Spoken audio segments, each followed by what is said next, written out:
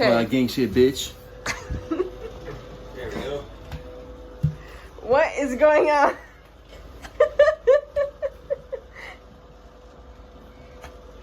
Why do you have to do this shirtless? Because I didn't want to take my Oregon shirt and put it on this ground. Plus it exposes my muscles. Here you go, look at this rusty thing.